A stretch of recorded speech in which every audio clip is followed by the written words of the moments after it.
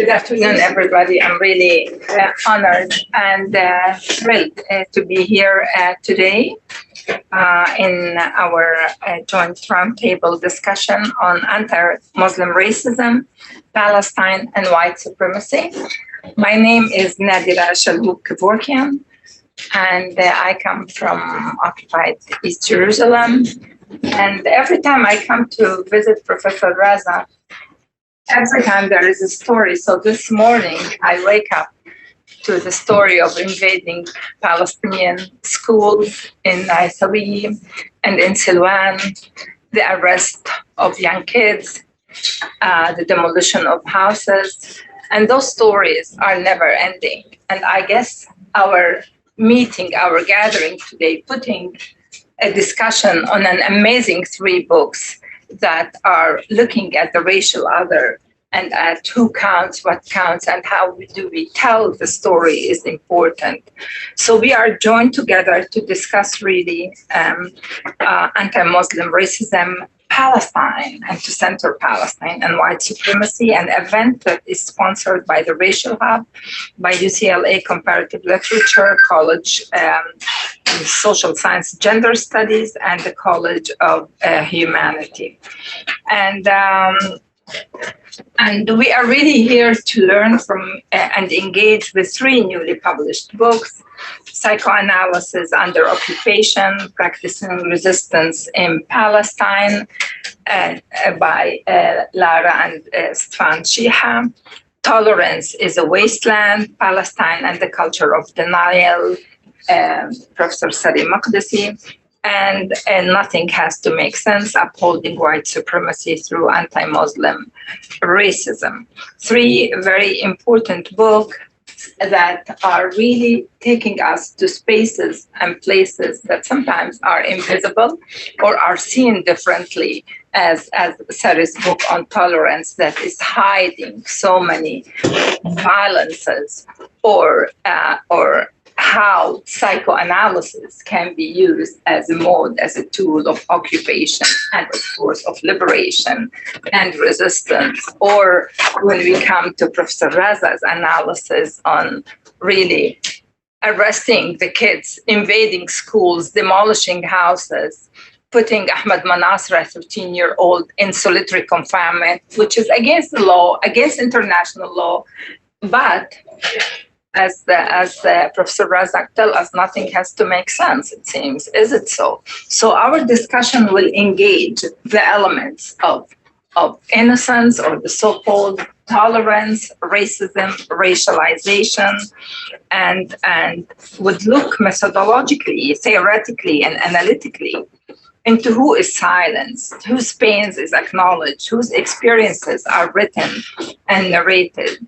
And the brilliancy in the 3 books in putting them together, and when suggesting to put them together, is how, for example, Saree's book is there to refuse the tolerance and the silencing, and how such a refusal can be portrayed as something uncivilized. Yeah.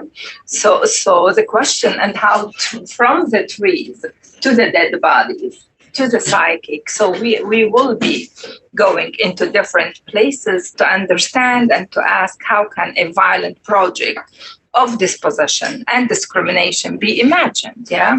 How can it be felt? How can it be portrayed and believed? And how can we really resist it? Who is sustaining it? Who is accepting it? What kind of language, the multicultural, the liberal, and so on, that can assist those empowered to continue their project? So we will start with short descriptions of the book. So we'll start with Professor Sherene Razack. Sherene is a distinguished professor, Penny Canner's Endowed Chair in Gender Studies.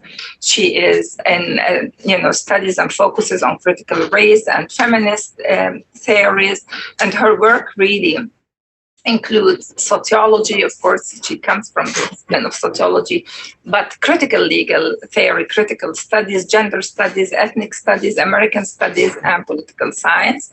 Her focus is really on racial violence, with her different and amazing books that have taught me at least for years how to explore and look at imperialism, colonialism, capitalism, and patriarchy and their interlocking power together. Her books and publications examine settler colonialism, neocolonialism, and global white supremacy, with a particular focus on gender effect of an anti-Indigenous, anti-Black, anti-Asian, and anti-Muslim racism as they operate in law. And her most recent book is Nothing Has to Make Sense, is the book that we will be discussing today. So we'll start with you, Professor Razack. Thank you, Nadera, and thanks everyone for being here. And most of all, thanks to this amazing panel and to the inspiration of their work. I always feel a slight sense that I'm kind of poaching when I'm with people who do this kind of work. I feel maybe as a North Americanist that maybe the connections won't be so clear, and yet they're so crystal clear for all of us in terms of what settler colonialism is and the racial story behind settler colonialism. So I'll direct you to the subtitle of my book, which is Upholding White Supremacy Through Anti-Muslim Racism. So my concern is with white supremacy. And I begin the book with an understanding of what anti-Muslim racism is. And I don't use the term Islamophobia, principally because I really want to orient you away from religion per se and towards a racial formation. And that you seem to capture that more easily when you talk about an ism, an anti-Muslim racism. And so I also want to emphasize the fact that anti-Muslim racism must be considered in terms of a project of rule and in terms of the hierarchies of the human that it installs. So we must ask in the first instance, what does anti-Muslim racism do?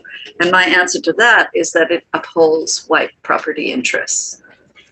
So the first step in the argument is therefore that in the West, anti-Muslim racism is in aid of white supremacy, a global white supremacy. It's complicated to think of anti-Muslim racism outside of Europe and the Americas, and I try to do that only in the conclusion to the book, again with this fear of poaching. But I try to think about India and China, for example, and the anti-Muslim racism there, and the way in which that contributes to a sort of global white supremacy, while at the same time very much drawing on old hierarchies that are in place there. So I recognize the complexity. I regard Israel as a white settler society, so it's a little bit easier there to see how anti-Muslim racism functions in that environment and how it is connected to this settler enterprise.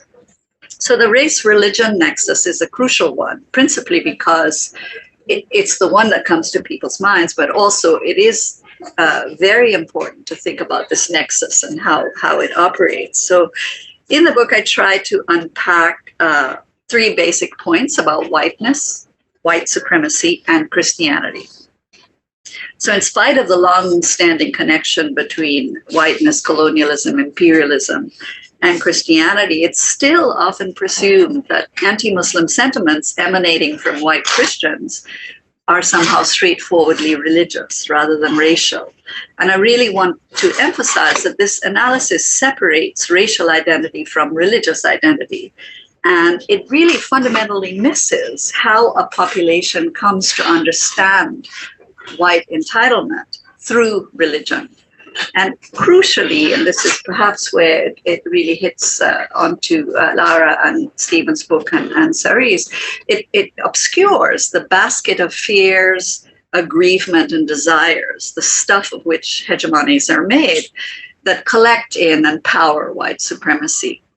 So, for Du Bois, for example, Christianity gives content to whiteness. Every time I mention Du Bois, I have to remember that he wasn't very good on Palestine. But apart from that, he completely understood the way in which white identity emerges in the United States as Christian identity. This point doesn't have to be belabored in our present times because it's so abundantly in evidence on our nightly news every time. So I also emphasize in the book that the production of whiteness that I talk about is really international, and that we have to think about the global color line that began to be made in earnest at the beginning of the 20th century, with white nations kind of aligning and having alliances that secured the world for Europe and Europeans and white people. So the Muslim in this scenario is what? The Muslim is a phantom, an imaginary figure of the political unconscious who installs the European as modern and who haunts the white imagination as Europe's atavistic other. Very importantly, though, if the European self emerges psychically through the Muslim other, this act, as Junaid Rana and Suhail Dalazzi put it, this is an act of imperial strategy. So anti-Muslim racism, like all racisms, develops not from any kind of primordial antipathy between Europeans and Muslims, the so-called clash of civilizations, but it develops instead from racial projects of territorial expansion and capitalist accumulation. And I want to emphasize that these projects are linked in an international system. The next critical part of my argument is that while I want to put the focus on the material project, I want principally to emphasize that this project is powered by a particular structure of feeling, a shared emotional investment in whiteness. My emphasis on this structure of feeling is really to track the way in which the production of white subjects depends on their feeling a civilizational superiority that enables them to enact violence in the name of protecting whiteness. So in feeling and acting on their impulses, they experience a very warm sense of belonging and entitlement. Du Bois, again, was really remarkable in the way in which he noted that everyday rages take white people to the bottom of the world. Why are they feeling these everyday rages? And he gave, stunning examples of this. So let me just get to law, which will be the end. So the book advances the idea that we know we're in the presence of race making from those places in law and society where nothing has to make sense. Places where imperial and racial fantasies take root and the dream figures that are in our heads take over, inviting us to feel rather than to think about the place of Muslims in white Christian life. So feelings and emotions crowd out rationality. Ironically and importantly, this is happening in a court of law or in legal settings where you would expect that it would be rationality rather than feelings and emotions that would predominate. So you get the kinds of statements that you get in law or in popular culture really demonstrate the powerful feelings that animate, that alert us to race making. For example, the popular T-shirt, Allah is not God. And it's important for me to point out that, this T-shirt really operates on the same emotional and cognitive register as the earth is flat. Or viruses don't kill. It's not a sort of logical thing that hits you in the face here, but without a logic, it is capable of calling white Christians into community. It does really important work. And so this is what happens in the law as well, where we get something that is reasonable, but not logical. Does anyone require torture, for example? Is that a logical argument that you can make? It is made all the time in law. Does anyone require seeing the full face of a woman? Is this necessary for social interaction? These are not logical arguments. It is then really critical to ask the question, what does the incoherence do? Instead of searching for the logic that isn't there, what does the incoherence do? And the incoherence is built right into the system, as Black scholars have been pointing out for decades. Think of Angela Davis's idea of slavery is replaced by systems like the prison system and by punishment itself. And so we can't understand those systems unless we understand it through the prism of slavery. And I would add through the histories of dispossession, those old European race-making practices that involve the Muslim. All of this is coming together in these structures. So for example, the prisoner is always imagined as a slave. And so you don't need to repeat slave. It already is a category that incorporates everything in it. Personhood is unmade through the same fiction that animates slavery. The prisoner is neither a commodity or a thing, neither a person nor an object. Colin Diana, I think, put it best when she said, conceptually, no longer persons who suffer cruelty and torture. That's not who you are. Instead, you're a contained threat. Personhood is not so much erased as disfigured. And law gives birth to a new entity, a new type of person who's not really a person. And it does so through a kind of reason that defies logic. So the prisoner is literally stripped of his right to experience suffering. And so we Muslims fall into this spot in law quite easily because it is a spot where racial phantoms live. Emotions then do the work.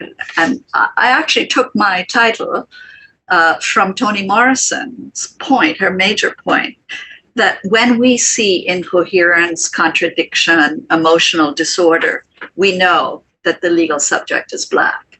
This is what Morrison said, when we can have in the law a 3-year-old girl convicted of raping herself, which we have, we have those things in law. How is that possible? And Morrison said, we know right away we're in the presence of a subject. And she used the phrase which I love. She said, we don't have to make sense. You don't have to make sense because sense is provided by the miasma of Black incoherence. And that, I just love that because I try to think about the miasma that surrounds the Muslim subject, that you see all the time as a researcher, as a sociologist, when you're looking at these court transcripts, you can hardly believe your eyes. You think maybe there might be a typo or someone missed a line, because the most extraordinary things are being said, such as, Muslims have a catastrophically damaged gene pool, or a white supremacist is a noted sociologist of, tremendous, credibility, etc. You see these kinds of things and you can't make sense of them unless you think about this miasma and the racial phantoms that inhabit the text and the courtroom. Thank you.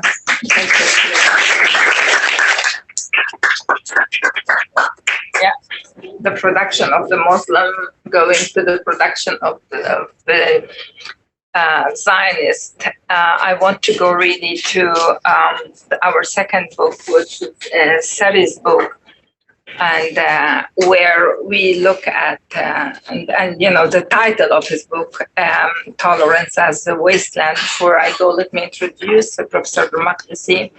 He teaches English at the UCLA. His books include Making England Western, Reading William Blake. Very here in the back. Okay.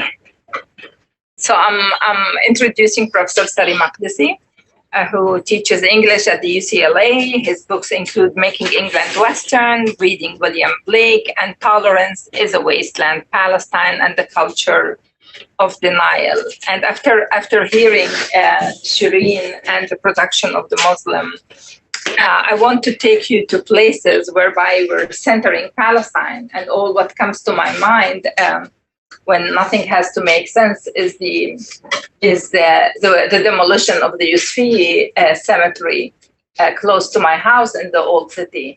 And thinking about your concepts, Saree, and the brilliance of them, of your argument, that you, in writing it, you refuse the silencing of those that are already dead, and the silencing of tolerance via your critical lens in analyzing denial and tolerance, and the way you center the voices of the trees, for example, and going from the trees to the dead. and the way we read racial violence, and you read, if you use the analytical tools that Sherene's book is giving us into your analytical tools when unpacking tolerance in the liberal manner and turning it into or framing it as a wasteland. So let's hear from you. Thank you. I'll just say a few things about the book, and then I want to connect to some of the things that Sherene was talking about earlier. So the book in a nutshell, the question that the book wants to answer is, how can it be, this is a well-known phenomenon to anybody living in the West, how can it be that people who are generally on record as supporting liberal or left causes like the environment or feminism or prisoner rights, this kind of thing, how is it there's a very consistent path by which people who support those generally left or liberal causes can also at the same time support the Zionist project in Palestine, which would seem to be kind of like, it seems like that ought to be impossible to reconcile, because you can't support people's rights and equality and principles of justice on the one hand while also supporting occupation and ethnic cleansing and apartheid on the other. There ought to be a contradiction there. So the book is an exploration of how that contradiction can be squared or reconciled, and in particular, what are the mechanisms of denial that allow so-called good liberal or even leftist subjects to reconcile their values as liberals or leftists with their support for the Zionist project in Palestine, which is I think, the very antithesis of what liberal or left values ought to stand for. I can give you a couple of examples. Nadera touched on one of them, which is actually where the title of the book comes from, which is, I'm sure many of you know, the institution down the road on Pico Boulevard called the Museum of Tolerance that a few years ago, like 20 years ago, wanted to open a branch in Jerusalem, and the site that they picked was a Muslim cemetery. And so the ruins of this Muslim cemetery, the oldest Muslim cemetery in Palestine, going back to the time of the Crusades, the ruins of this cemetery were systematically excavated, bodies exhumed in order to build a shrine to tolerance, which on face of it ought to be sort of, nothing makes sense, right? To go back to the title of Sherene, it's insane. It's an act of madness and usurpation and everything else. But at the end of the day, the argument, and to distill a very long and complicated argument down, the argument here is, you can see through the affirmation of this beautiful value of tolerance, you can affirm tolerance, and in so doing, you can kind of deny what it is that this monument to alleged tolerance is, which is usurpation, ethnic cleansing, demolition, destruction, racism, and so on. If you can explain also the name Manillah, because that connects so well with your argument. Yes, it's the Manillah, the guardianship, the protectorship of God, basically. That's kind of what the name, the Arabic name of the cemetery is. But another example, quickly, just to try and make this point about how affirmation and denial, affirmation of a positive value goes with denial in a kind of material sense. After the ethnic cleansing of Palestine in 1948, about 500 Palestinian towns and villages were systematically eradicated. It took the Israelis about 20 years to accomplish this. And so homes were demolished, or villages were bombed from the air, just made to disappear as quickly as possible. And in the wake of the ethnic cleansing and these home demolitions, the Israelis planted trees, forests, over the ruins of the villages. And as if anybody knows, anything about the Israelis, they pride themselves very, very, very, very loudly, as is their wont, on how wonderful they are about making the desert bloom and greening the landscape and all these other kinds of beautiful values, right? But what they don't tell you, of course, is that their afforestation programs, greening the landscape, making the desert bloom, and so on and so forth. So they're happy to get your support as good liberals and leftists to help green the landscape. They're happy to take contributions towards that end, to the Jewish National Fund, for example, which is the primary mechanism through which these forests were planted over the ruins of Palestinian villages. But what they won't tell you is that in affirming greenness, you're also affirming, whether you're aware of it or not, but the point is the transaction enables you to deny it, that ethnic cleansing and home demolition and destroying villages and so on and so forth. So that's how these mechanisms work. I just want to touch briefly on the points that Sherene made earlier, which is about this question of race and the discourses of racism. I think this is super important. when one talks about the Zionist conflict with the Palestinians, it's often portrayed, especially in the US, in religious terms, as though this is a Jewish versus Muslim. Christians tend to drop out of the equation, which is a mistake, but whatever. That's a whole other story. But that it tends to be seen in sort of as a religious, somehow a religious conflict, or a conflict over religion, or whose God says what, and so on and so forth. And it's not really about that. I mean, that could be those discourses can be mobilized. It is, however, fundamentally a conflict over land, of course. It's a settler colonial project that uses long-established European discourses of racism and racial discrimination in order to transact a claim to the land, and again, a univocal, an exclusive claim to the land. And so the discourse of racism becomes very important here. And this is also part of what gets occluded among Western liberal and leftist supporters of the Zionist project in Palestine, which is to say that it is a racist project.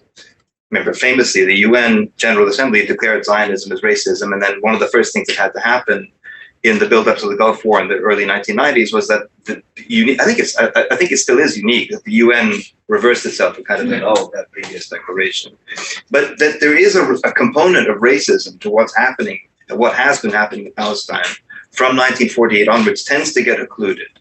We tend not to think of this conflict in racial terms. It is also a racial conflict. I'll give you one way to think through this very question, which is in the process by which the Israeli state distinguishes between, and I talk about this, it's one of those things where, innocent people like you, or like I used to be before I went into this project, you would not know this, and I don't blame you, because, the question is, why do you have to take a deep dive and earn the equivalent of 76 PhDs to figure this stuff out? Like, why is this not in the newspapers? I don't know why, but you can think of that for yourselves. However, to go back to the point I was trying to make, the Israeli state makes a distinction between citizenship and nationality.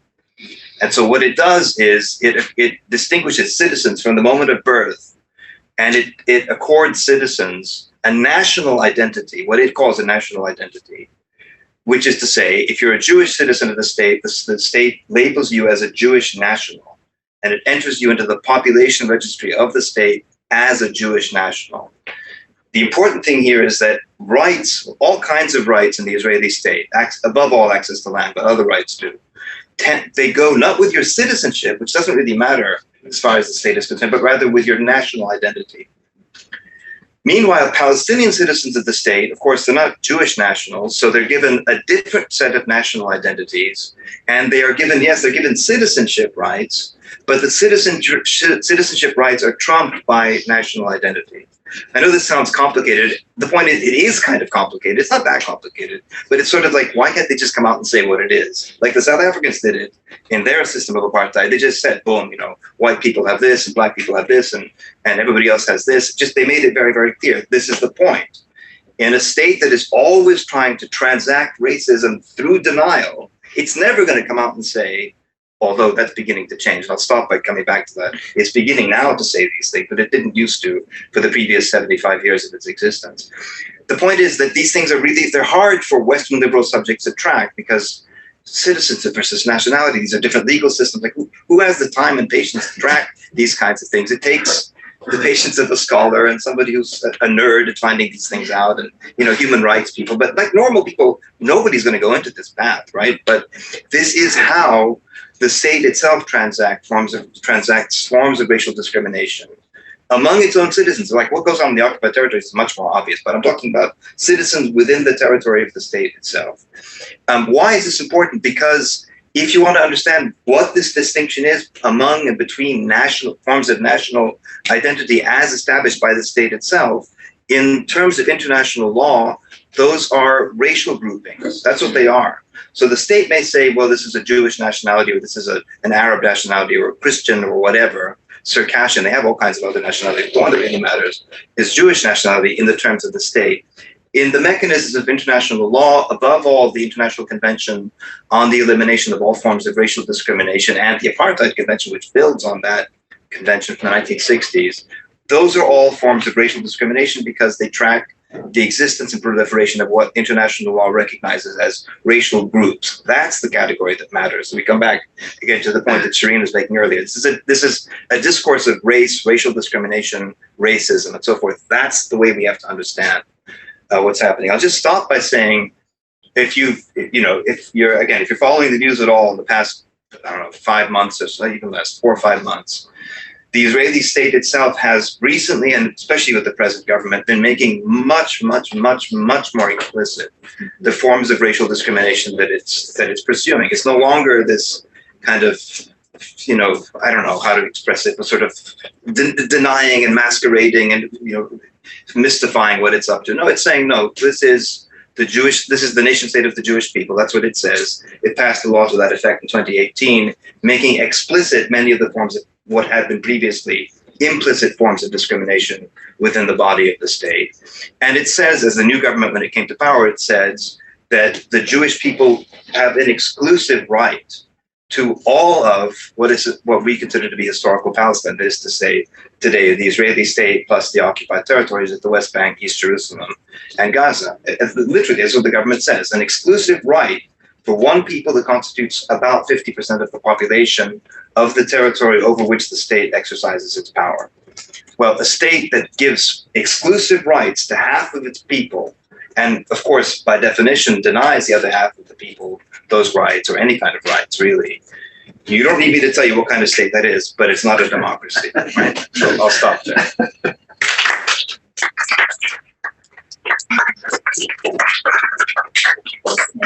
Thank you, Saree. Indeed, and the question always remains, well, people live there and they need to face those that you cannot detect sometimes, you do not see, but it's, as Sherene was telling us, it invades the psychic. It is so apparent when I talk about the occupation of the senses, of what you see, what you hear, what you smell, what you feel. It's through law because, again, colonialism was done legally, but it's much more through concepts, prostituting tolerance, dialogue, peace, and so on. And that really opens up another layer of an understanding racial violence. That takes me to our last book. Somehow, Saree, when you were talking and thinking about Lara and Sultan's book, I went directly to Der Yassin because the main concept, the main testimonies were الشجر والبشر والميتين, the trees, the people, and the dead.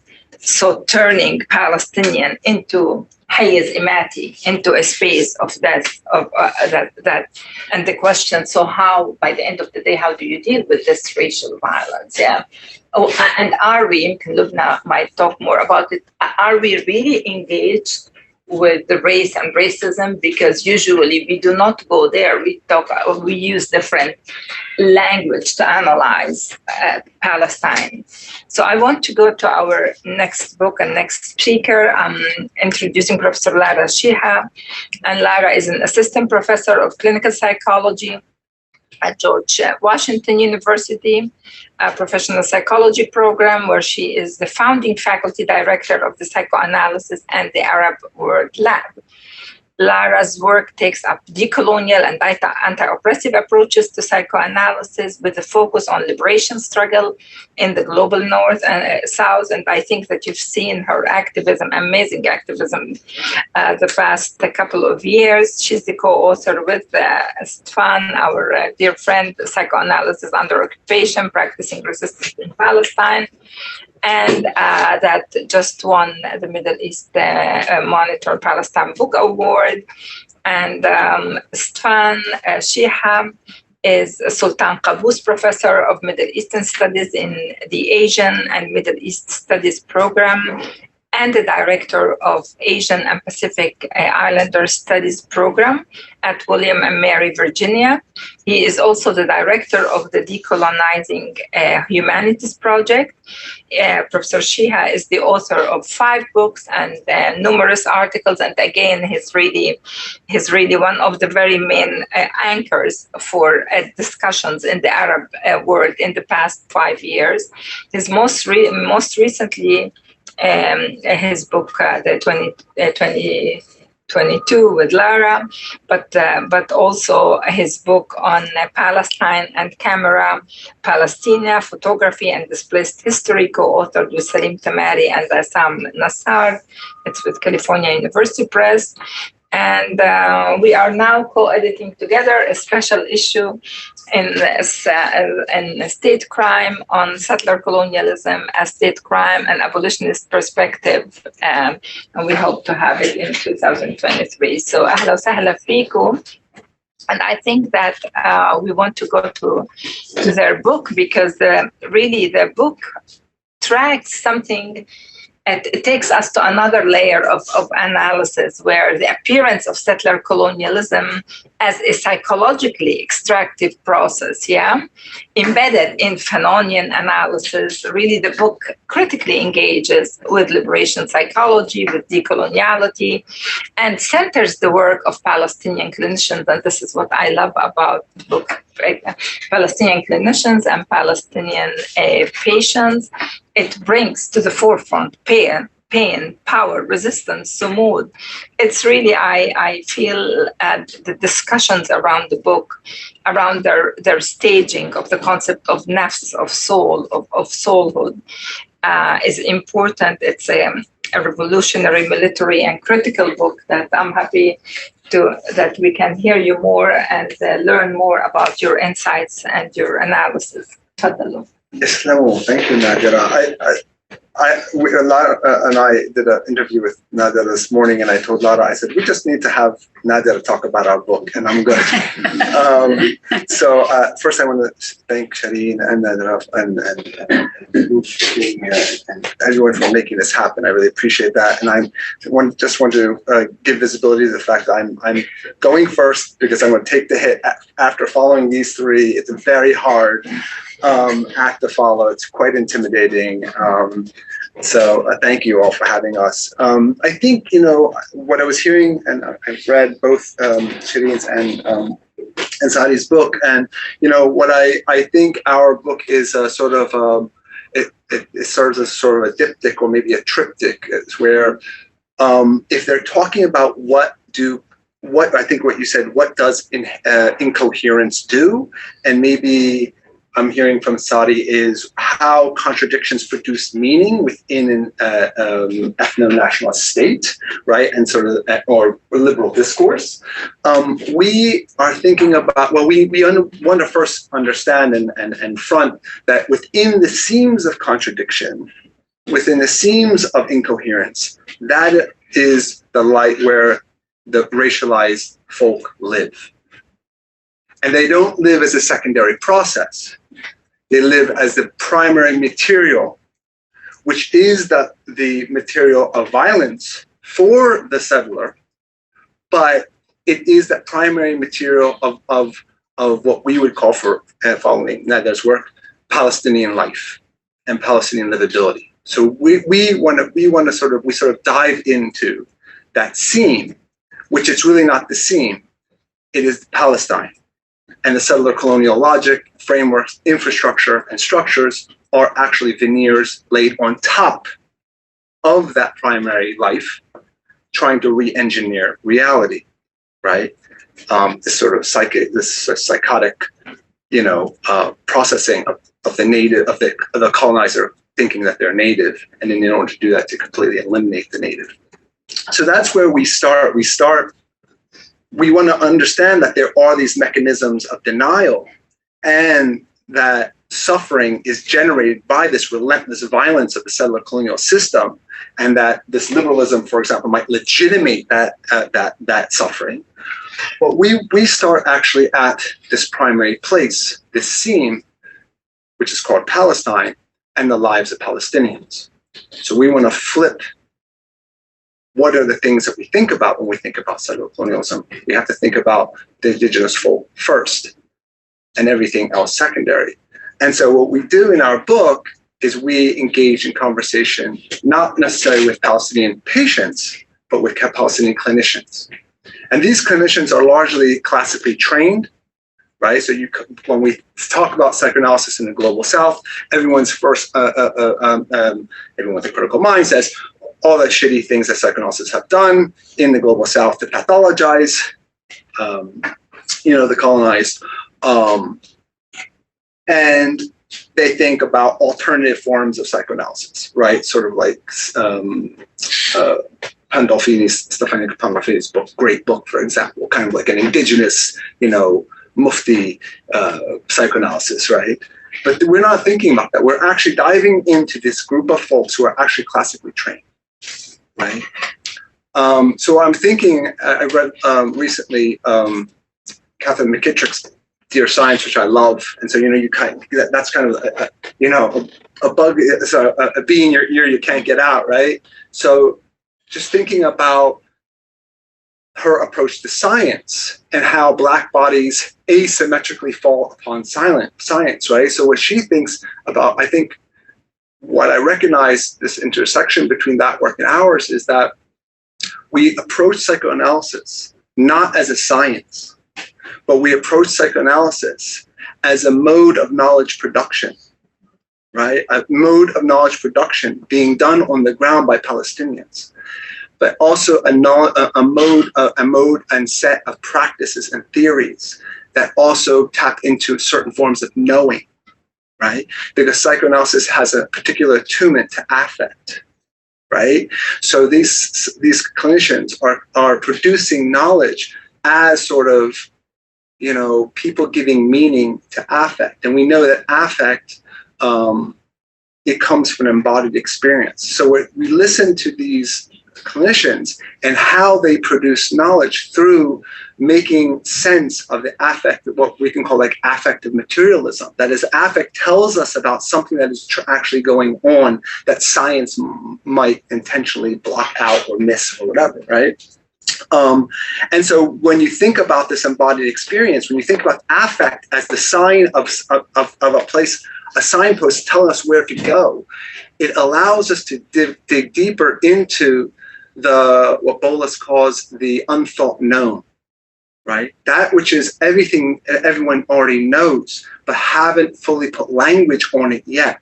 And we can see how these clinicians, through creating and using, both intentionally and unintentionally, their own classical training, also goes into making sense and giving language to and making sense of this unthought known.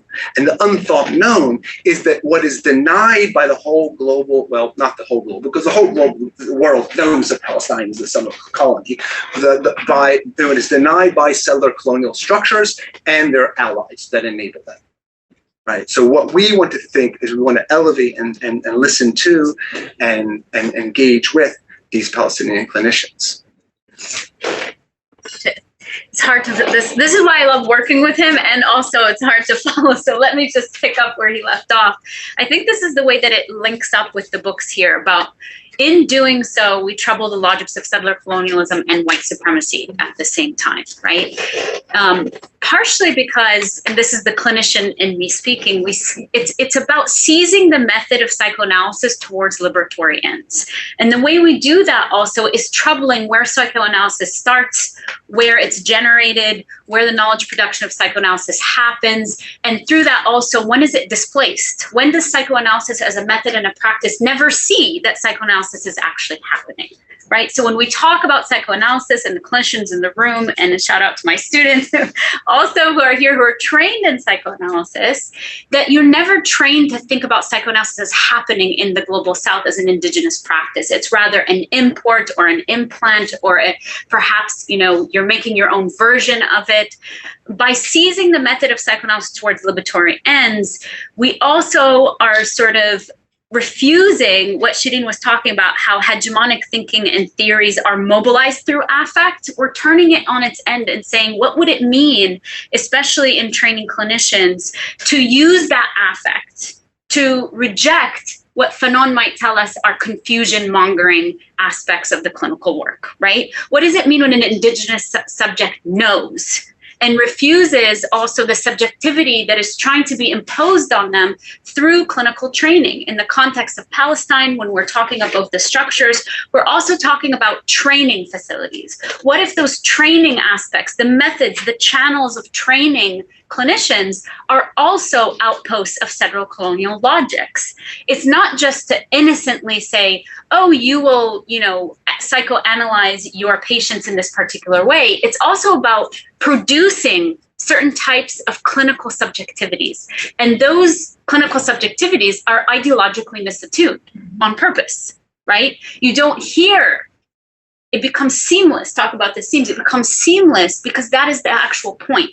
So our Palestinian colleagues and clinicians act as refusing, right? They refuse that logic. And what is it? That could look in various ways. That could look in refusing the hegemony of Hebrew in clinical training. What does it mean to be trained in Hebrew, do clinical work in Arabic, translate to Hebrew? What is lost in that process? And so there's a real focus on what does it mean to reclaim indigenous subjectivity and use a clinical psychoanalytic approach that does justice to indigenous life and might be attuned to certain things that a settler colonial logic can't be by virtue of it being that particular logic. It's always displacing that reality. This is also where refusing codes of being that stipulates what makes a human, right? In a clinical sense, what we are trained to do also is who is invited as a precondition into humanity, into wellness, into well-being, is also falls along fault lines of settler colonial logic. So the way you come into a clinical space, make yourself known, make yourself worthy of care under a settler colonial condition means giving up a lot, right? Or to be seen through what is classically a Eurocentric trauma model, to mark oneself in a particular way also subjugates one's claims to indigeneity, claims to authority, claims to agency, claims to subjectivity in a very particular way. This is where sumud, of course, comes in, and nafis, psyche, soul, and breath at the same time. So the word nafis is very central to our work because it flies in the face also the bifurcation that happens in clinical work. And this is where Fanon comes back around. Sociogeny being the inextricability of the social and the political from the psychic. Right?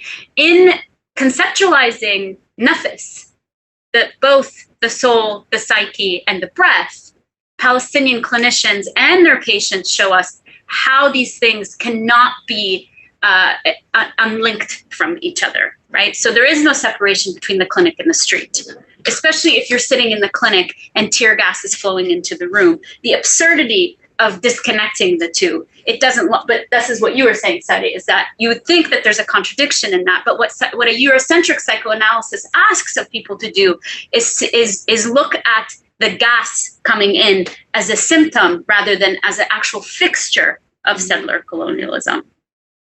The last thing I'll say is that part of our work is how do you disrupt the innocence? And this goes back, of course, Sherene's earlier work is a centerpiece for us, disrupting the innocence that we are alerted to with the psychic collapse. When you see that psychic collapse, it's an alerting to an innocence that's happening, an innocence valve that's happening both in psychoanalysis as a method, but as a structure, and also how these things come together with an infrastructure of psychic enclosure that settler colonialism does. So disrupting Eurocentric and ethno-nationalist claims to theory, method, and process, right? What we might call the imperiousness of psychoanalytic process, method, and theory is a centerpiece of our work and also what our Palestinian clinicians and friends really invited us into with this work. Yeah. Thank you, Lara. Okay. I think that when I suggested the three books together, I meant look at the power. It's that power of how can we really excavate life under such a machinery that really invades the nafas, the what you breathe. And it really, when Saree was talking and now listening to Lara, all what came to my mind is that in Isawiyi, they collect and they weigh trash. Yeah, Isawiyi is one of the neighborhood in Jerusalem. They weigh trash to decide who to evict, whose identity to revoke, how many people are there. So I'm thinking about the skunk water and the invasion of the nafas and the nafs in so many ways, and how the daily work of Palestinians is about the really excavating life against this alienation, annihilation, and asphyxiation.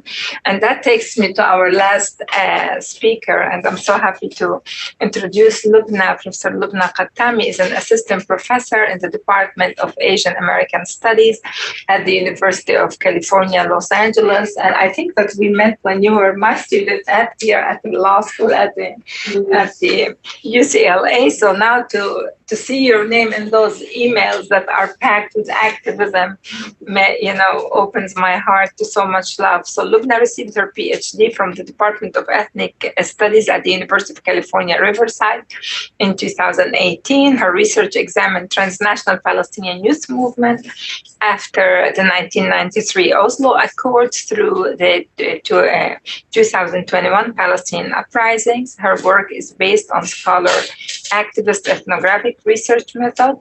She's an alumni of the Palestinian Youth Movement and a member of the Palestinian Feminist Collective, where she is so active, amazingly active. So, tafadali. Well, thank you.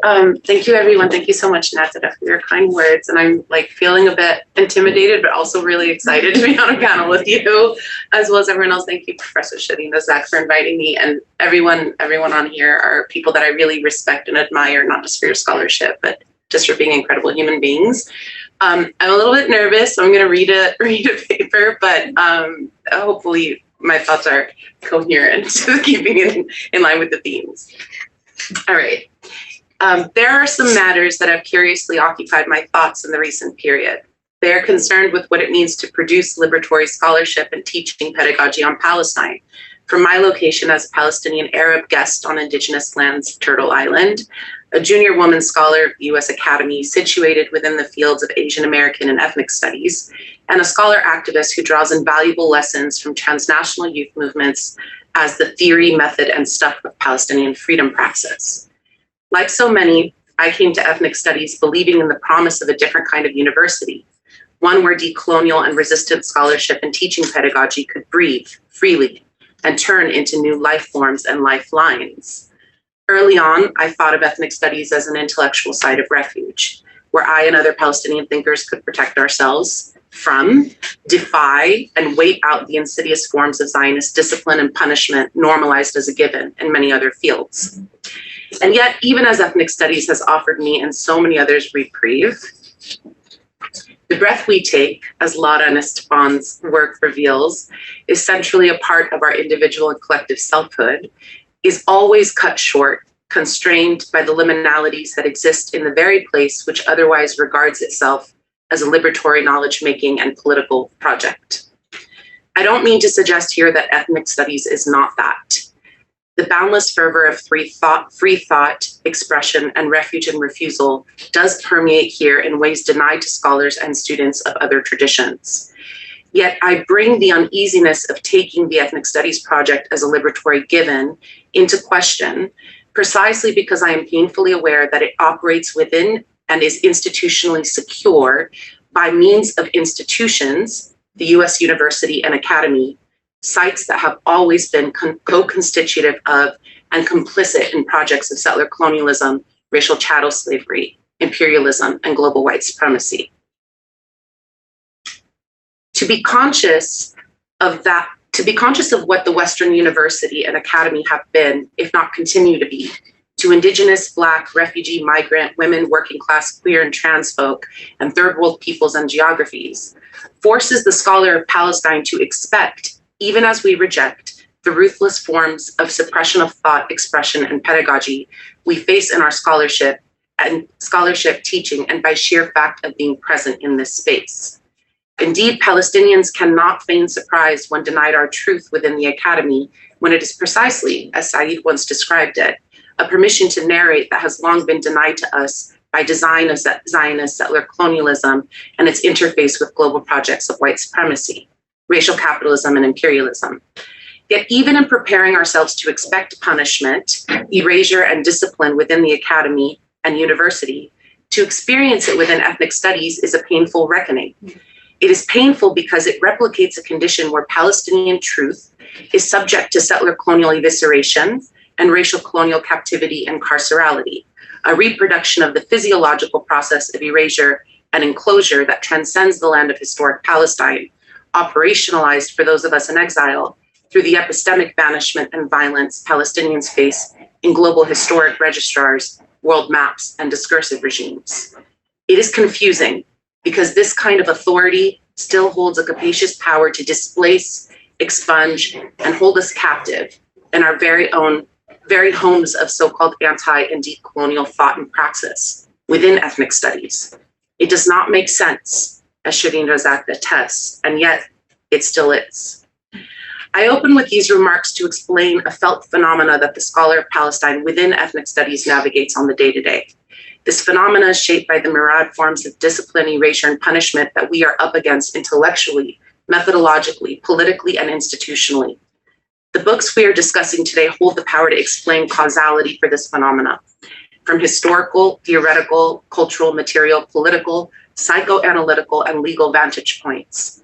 I arrived to the discussion as a student of these incredible thinkers I sit alongside, humbled by their brilliance and deeply moved and inspired by their tenacious dedication to reveal how the power of coloniality and white supremacy operates and is weaponized against its victims, even and especially through liberal teleologies and notions of progress, modernity, secularism, and democracy that have insidiously infiltrated, I'm not saying you guys say this, but infiltrated the field of ethnic studies as well. I think that individually, each of these books explains cause for the absence, gaps, contradictions, distortions, and as Saree Makdisi summons us to consider the occlusions of Palestine Arab Muslim studies within ethnic studies. Together, these works reveal that the lack of institutionalized anti-decolonial Palestine Arab and Muslim studies within ethnic studies is not a matter of oversight or an unfulfilled developmental milestone of ethnic studies genealogical field formation.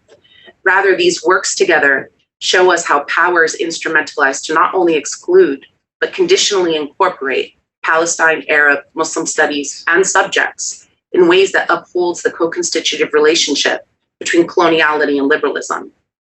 Indeed, I believe each of these books is an invitation to wrestle with the structural underpinnings and historical synecdoches that deny space, place for and constrain legibility of Palestine and the Palestinians. And as Razack's work argues, Muslims, materially, theoretically, and institutionally, even to a field like ethnic studies. And nothing has to make sense. Sherene does this through examining how anti-Muslim racism is obscured as constitutive to the formation of whiteness, white hegemony, and white supremacy here and globally.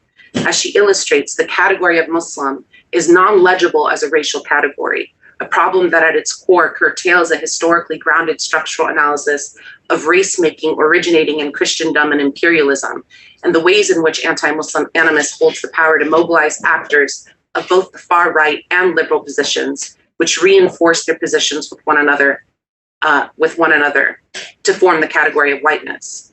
Razack's examination of how the figure of Muslim stands in as ghosts, demons, phantoms, and dream figures forms anti-Muslim affect, fantasies of Islamabad, with no rhyme, transcends the cultural and rhetorical domain into the site of law. Here, she argues, anti-Muslim racism spawned of incoherent emotions to form an assuming rationality. Through law, legitimizes white supremacy and racialized violence. Quote, liberal positions, she argues, lie at the heart of this racial convergence, where white subjects and white nations appoint themselves as keepers of the universal and authorize who can and cannot gain entry. The incoherence is not accidental or even consequential. Rather, it is deliberate and intentional by design. It is generative for white race-making and white hegemony, reinforcing white entitlement in direct contradistinction to the figure of the Muslim. Whiteness is not only constructed, but protected through the figure of the Muslim as an antonym to Europe, insufficiently modern and therefore evicted from the political field. The Muslim activates white fear of the ungovernable other. In the space of law, where that structure of anti-Muslim racism sustains white power, there's a staggering contradiction. Nothing needs to make sense, but it continues unquestioned, precisely because of the lengths to which anti-Muslim actors will go to never relinquish white power. While this summary cannot do justice to this groundbreaking and provocative book, what I'm curiously interested in with Sherene's reading is it's the way in which anti-Muslim animus takes form in liberal discourses, circuits of power, and structural conception, race, policy-making space. The harrowing absence of critical Muslim studies, being theoretically, intellectually, and politically engaged in ethnic studies, and for that matter, the denial of institutional space for critical Muslim studies within the field, is in part directly the outcome of the way in which liberal anxieties about the Muslim as an antithesis to secular modernity's construction of the human is reproduced within a field formed to combat the very same colonial and racial logic and structure. In other words, can ethnic studies truly ever understand, historically and in the contemporary moment, whiteness, white supremacy, white entitlement, white masculinity, and femininity if it continues to absent Islam, Muslims, in its understanding of race making historically and in the present? As Sherene contends, quote, each event from imperial wars to the occupation of lands to the global war on terror further collapses over there globally and here locally, linking all those imagined to be Muslim as enemies and importantly suturing white identities under one global frame as civilized peoples menaced by the Islamic racial order. This argument forms the basis of how white supremacy is globally manufactured, whereby white nations, quote, envision themselves as a family of nations of superior civilizations, given that these nations close their gates to refugees and engage in politics in keeping the barbarians out. Razack's book pushes us beyond the US centricity of our ethnic studies paradigm, scholarship, and pedagogy, not for the matter of inclusion and incorporation, but to reveal core logics, practices, and structures from which to understand race-making, whiteness, and whiteness relevant to all of our work. The interrogation of liberalism, namely human rights, women's empowerment, and democracy, engaged in Sherene's work, when placed into conversation with Saree Makdisi's Tolerance is a Wasteland, reveals crucial insights into the staggering contradiction of liberalism's design. Tolerance is a Wasteland summons the scholar of Palestine to contend with Zionist public relations discourse, that which not only denies space to Palestinians in history and land and their claims to history and land, but doubles down to deny the denial of that negation. Makdisi contends that there are two forms in which the denial takes place. Ordinary denial, and he says that there was never a Palestine, the land was barren and empty. An extraordinary denial, a specific form of denial in which Palestinian presence is denied, refused, and covered up in such a way that the denial itself is denied and form consistent with liberalism's function within Zionist public perception manufacturing. Those are his words. Makdisi uncovers the ways in which the process of denial unfolds. To the naked eye, it does not present itself as a denial, but an affirmation of what Zionism is. Values constructed to include Palestinians and the denial of the denial. Values such as tolerance, sustainability, democracy, sexual diversity, technological advancement form a seemingly frightening coherence if abstractly disaggregated from the conditions of possibility that form Zionist affirmations of virtues and values. Saree explores the process of constructing these affirmations, afforestation operations that signal values of eco-friendly virtue, greening the desert, making the desert bloom, become constitutively tethered to the annihilation of Palestinian agriculture, topography, place, claims to place, projects of branding Israel as a gay-friendly democracy. In the precise moment of the monstrous attack on the Gaza Strip, 2008 through 2014, that's when, as Saree says, the branding of Israel as a gay-friendly democracy emerges, is a project otherwise known as pinkwashing. Incoherently, it violently reproduces heteronormative, patriarchal, regulated exclusions of citizenship, violence against women and queer communities, and so forth, but it doesn't present to do so. These contradictions co-function as affirmations of Zionist virtue and values that require yet simultaneously occlude Zionism's condition of possibility, Palestinian dispossession, erasure, death, captivity, and violence. The book begins and concludes with the parallel paradoxes that reveal the co-constitutive relationship between Zionism's affirmation and the denial of Palestinian presence and claims, and the denial of that denial, taking us from Yad Vashem, the World Holocaust Remembrance Center in Jerusalem, and its juxtaposition with Deir Yassin, as Nadera mentioned earlier, a site of one of the most vicious massacres during the 1948 Nakba, and leaving us with the building of the Museum of Tolerance atop of the Ma'min Allah, cemetery, Palestinian cemetery, a physiological and discursive process which requires the desecration of Palestinian graves and sacred space, a forgetting and erasure that even dead Palestinians have been and remain there all along. Indeed, it is through this manufactured coherence afforded to Zionism's contradictions that allow for its people and words to proleptically dance upon Palestinian graves without even knowing or considering that this is in fact what they're doing. Makdisi illustrates historically and discursively why Palestinian presence and claims to Palestine at its core unearth Zionism's generative yet preposterous contradiction. He states, what is at stake is the affirmation of the one site is tethered to the denial of repression of the other. One site covered and denied, the other is loudly affirmed.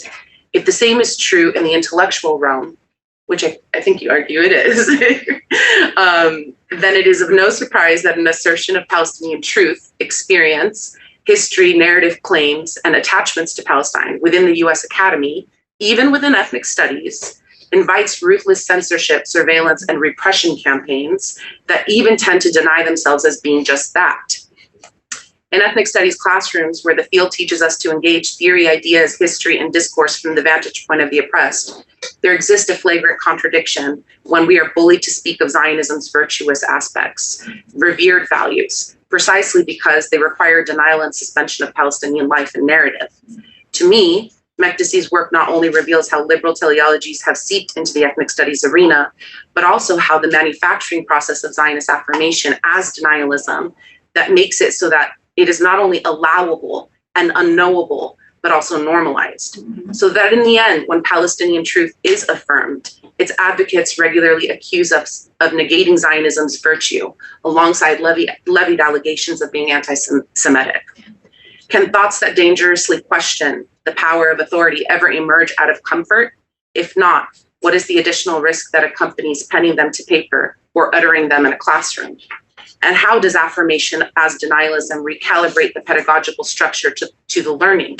As Sara Ahmed notes, in order for power to be redone, it must first be undone.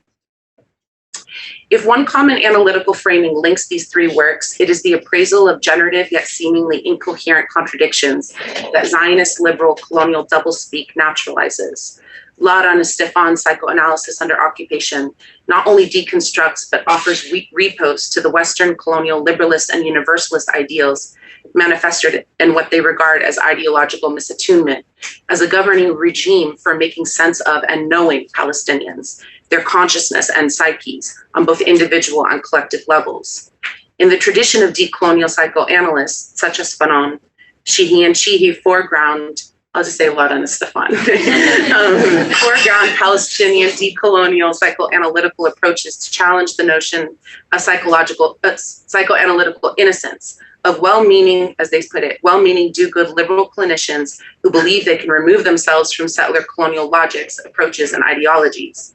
Centering an indigenous psychoanalytical practice of Palestinian clinicians and therapists operating and also living as Palestinians in a context of enclosure and erasure, Lara and Stefan's work brilliantly illustrates a mechanism for which Palestinian pain, grief, and agony becomes legible without absenting their agency, resistance, and consciousness, structural, political, and social context. Resistance and national liberation consciousness does not consequentially emerge primordially through an interface with Zionist settler colonialism. In other words, Lara and Stefan demonstrate the way psychological torture is intrinsic, not consequential to Zionist settler colonial design, without falling into the trap of conducting and producing damage-centered research in order to make Palestinians legible. They create the possibilities for legibility by changing the frame through which we understand psychoanalysis as a potential for a reproduction of settler colonialism, but also a useful avenue for liberatory possibility. Centering the psychological structure of Samud, or what's translated stalwartness, Lara and Stefan focus on cultural, social, and political specificity and practice of Palestinian society, where an everyday life practice of Samud reifies communal bonds central to the therapeutic process, but also which works against neoliberal demands of individuality and psychoanalytical theories of developmental autonomy.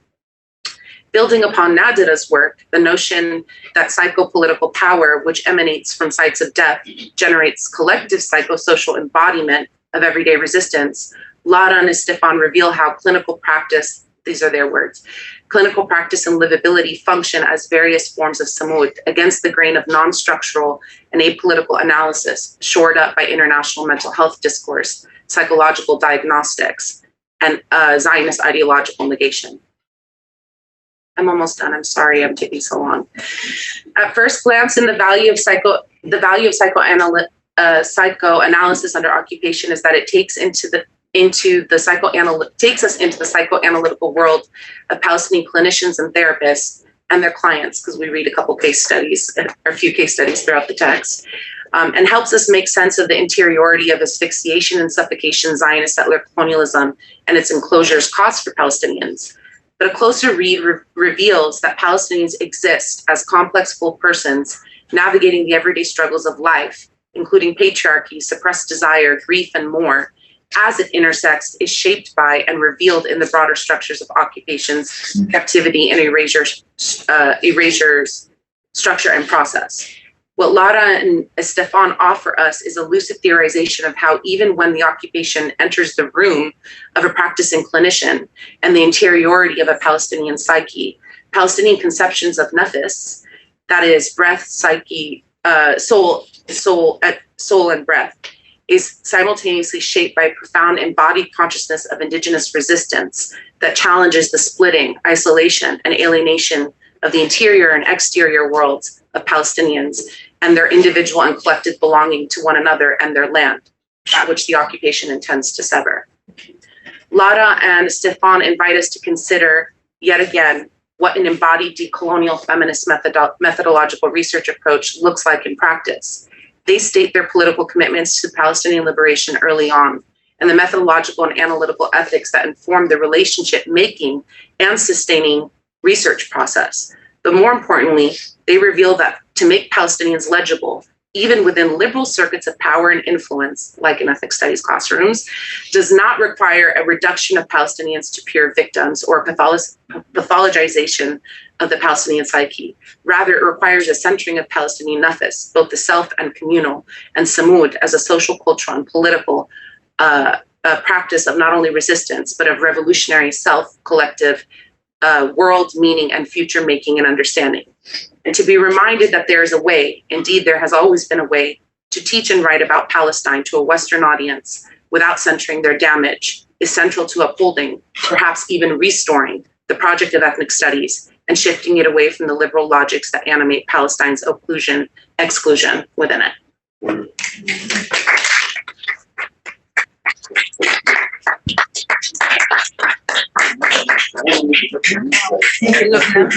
Okay, quite challenging, and we're already 1:15. So I want to suggest the following. I want to suggest whether you would like to react to some of the points that were raised by Loubna before we open to Q's and A's, or should we open to Q's and A's and we can collect them together? Because there was one point that I still want your reaction to it, which is the global political assemblage that is also oiling the machinery of racial violence. It's causing the asphyxiation. And if there is something that I take from Fanon is that his work was not the preoccupation of documenting the brutality. That was not what he or the suffering. He brought it to take us to the essentials, exactly where the three books are taking us, which is the spirit of the struggle. How can we think about epistemic violence in against the tolerance and the game of tolerance? How can we really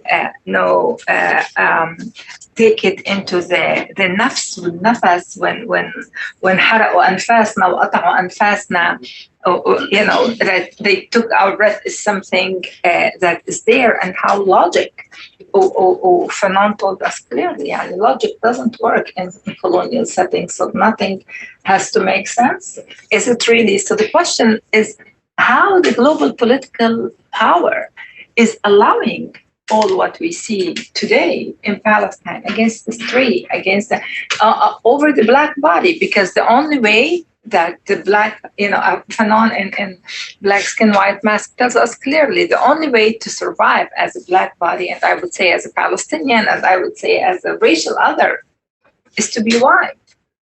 So can we really think of different ways of producing knowledge, of thinking global political power, of those assemblages that are really creating further asphyxiations? And can we really dig and find modes of life amidst this zone of death that we are in today? And the three books are really very temporal because they are reflecting the conditions of today. So, you would like to speak first? Sherene. I just have a couple of things to say based on this and Loubna's point. I think one difficulty that arises for me as a scholar, I could be accused of doing damage-centered research, actually. I have been accused of that. And I think one difficulty that arises for me is precisely because of liberal modes of governance working alongside routine racial governance, and the point that Saree makes so powerfully in his book. I think one thing that arises for me is that I can't get to reimagining an alternate world. I can't get to these strategies until I stay long enough with the damage and with the violence. And I often have this criticism of scholarship in, students, for example, who will be contemplating sort of an alternate epistemology or alternate practices without having stayed long enough on what the violence is and what the damage is, so that their alternative epistemologies have a kind of naivete, a damaging, terrible naivete. And I find myself frequently having to say, yes, but what about the body count?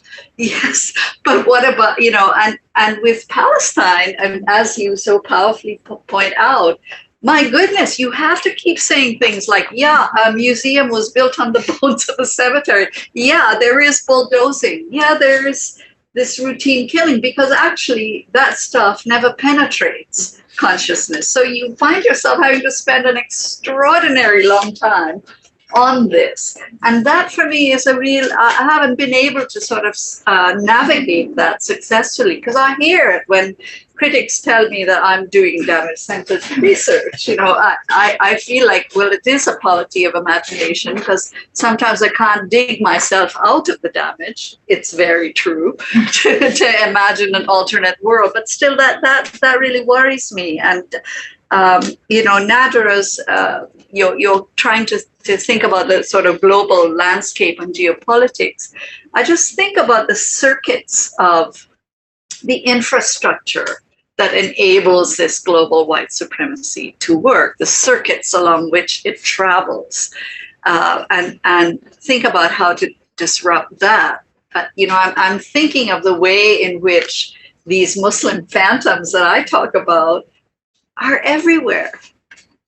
It makes no difference whether it is, London, China, India, etc. And not only are they everywhere, they're identical. The words are identical. The everyday experience of it. That is some really heavy-duty infrastructure. If those things are traveling along that line and making such a global project. And I think that is what stays with me, not to discourage me in trying to think about it. I think I should be, and you should be, surprised by this infrastructure, because we should see it as extraordinary. This is what we're up against. You take me, Sherene, right away to my concerns with Christian Zionism and the way it's like steering so much power in the global political arena. So there's anti-Muslim, but there's anti-Palestine, and there's so many questions here. Any other reflections? I wanted to say, just before we say anything else, I don't want to break the vibe that's going on. I just want to thank you so much, because your like I wouldn't read the book that you just talked about. You made it sound so great, and everybody on the book are fantastic. I just want to thank you for that labor that you put in, because it was really, and the way in which you connected it to other issues. So thank you very much. It was really fantastic. Yeah. I just wanted to center that. Yeah, I mean, of course, and that's the centerpiece, because that's what sort of brings this together. But I think one of the things, Sherene, that you were saying is that I don't. There's a way in which moving away from the damage sort of centered research can also include a disavowal, right? A denial of what's actually happening. Because here's why your research is central, because it doesn't. It's clear on the structural source of that damage. The trauma industry, psychoanalytically or psychology, part of the problem is not that it names the trauma. It's that it is never clear on the source of that trauma. And it asks the subject to completely disconnect. So you have trauma without a traumatizer, right? I think your research is the exact opposite of that. It's sort of it's militant, like Fanon is militant about naming who is responsible for that trauma, who's responsible for that damage. And I think there is a way in which we have to commute. There's a truth telling that's involved in that. There's a disrupting of what Isfahan calls, settler colonial reality bending. That is what settler colonialism relies on, the constant reality bending. So the double denial becomes a disavowal. Right? Is that the only way that a double denial can happen is if you're constantly disavowing reality. There's a massive psychic toll and process that happens when you're constantly engaging disavowal. We do that every day when we're in Turtle Island and forget that it's occupied land. Right? So the commitment to disrupting colonial identifications as a mainstay, as they're naturalized, right? That's what we mean by fixtures, that we have to be surprised every time. We have to be shocked every time as a strategy against coloniality. Because the second we lose that shocking nature of how massive this machinery is and the impact it has on people's interiority and the way they move through the world, that is when we are seduced by the fixity of that somehow this is just natural, just like a checkpoint, just like borders, right? These are not natural aspects of it, but that is what Zionism, for example, I think that's part of what you were saying, is it culminates or sort of coheres and sketches a contour of like natural fixture. And then we're always on the defensive against it, rather than saying, wait, actually the source of this is the fact that it's unnatural, right? This is an unnatural process. And that is where I also appreciate you naming the changing of the frame, because maybe you're sort of intuiting and you are an organic psychoanalytic and intellectual, but the frame is a centerpiece of psychoanalysis. And it becomes a bludgeon of disciplining clinicians about what belongs in the clinical space and what doesn't, right? Stay within the frame. And any extra material, and it's not by chance that the extra material also happens to be the political, the social, and the very centerpiece of subjectivity of both the clinician and the patient themselves, right? So that frame is a sanitizing frame. When we sanitize what is the sort of, again, the source of the trauma, you're also creating a particular type of subject that's always alienated from the source that they know. Right? Those of us who are racialized in this world or colonial subjects know the source of our trauma, but we're always asked, right, to leave that behind or get confused or scramble our brain around. So all these sort of like, mental gymnastics that we have to do to be like, no, actually, I'm clear on this, right? I mean, the common parlance right now is gaslighting. You're constantly being gaslit into what is reality. But I think that is part of disrupting settler colonial logics, is saying, no, we are clear. And that's why global solidarity movements are really important, especially around Palestine. We are clear on what is the source of suffering, what is the source of settler colonial violence. Yeah. Yeah. Sorry, you want to what Loubna and Lara just said, I can't add anything. I would just ask, actually, just for the benefit of the non-Arabic speakers in the room, of whom there are many, just if whoever wants to can elaborate on this, because I've never thought about it, honestly, until I heard you talk about it. Nafas or nafs or nafs. I mean, that's a, can you explain that to people? Because it's from your work, so it's a really interesting, yeah. Okay. Well, I just spoke. That's the thing. It's about radically redistributing the space and care. I'm happy to surrender my mask facing 30 myself. seconds or less. Right. Okay. So nefas, I mean, part of it clinically is really important because nefas is self, soul, psyche, and breath all at the same word. The same word, right? And that immediately throws a monkey wrench into Eurocentric clinical practice that would say there's a separation between the two or that you can't. But there's also a simultaneity of being, right? That people are constantly commuting between the two. What is my breath is also what constitutes my selfhood. What constitutes my selfhood is also part of my psyche. My psyche is connected to my soul. And that is what we were invited into in Palestine immediately. And what a refreshing state of affairs as a clinician who's indoctrinated into Eurocentric process where you're constantly having to fight to say, actually, these things are not disconnected. How could you disconnect the soul from the self, from the breath, right?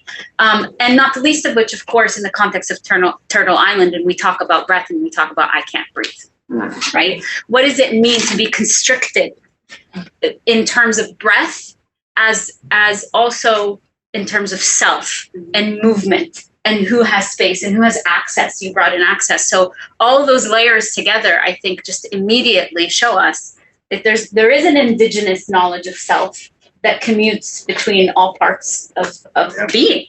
And in nafas that brings so many assemblages together. I'm just thinking about nafas, that a pregnant a woman that gives birth, and then nafas, which is she gives nafas, roh, which gives life, but she also restore her own nafas, her own power, her own selfhood. It's very also feminist and feminine.